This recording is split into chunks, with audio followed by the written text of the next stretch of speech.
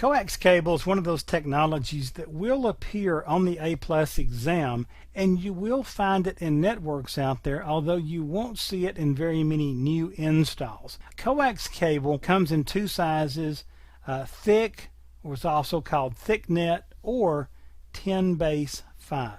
Now, coax cable can carry 10 megabits per second of Ethernet data 500 meters, all right? Then there was thin coax cable, or ThinNet. It was also called 10^2, and it could carry 10 megabits of Ethernet data 185 meters, okay?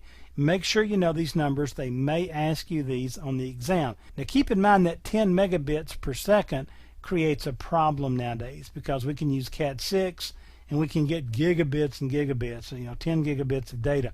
So 10 megabits doesn't hardly cut it. However, in old installations you will still see this. The ThinNet was used. If you didn't have to go as far, you could use ThinNet. Notice it still ran farther than the 100 meters that you were limited with twisted pair cable.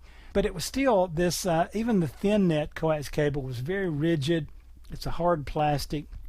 It looks like the cable that you use for cable television.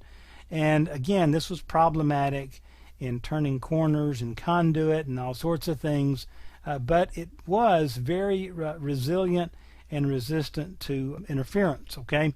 ThickNet could go up to 500 meters. You really got some distance there, but again, this thing really got big and hard to deal with. And so again, you don't see this anymore in new installations, although you will run into it. Make sure you understand the differences. ThickNet 10^5 would go 500 meters. ThinNet 10^2 would go 185 meters. Both of these are coax. They got that one single copper wire running down the middle with a jacket around the outside. Again, looks just like your cable TV cable. It's not the same thing. We won't go into that right now. But just make sure you understand what the coax cable options are for the purposes of the A+ exam.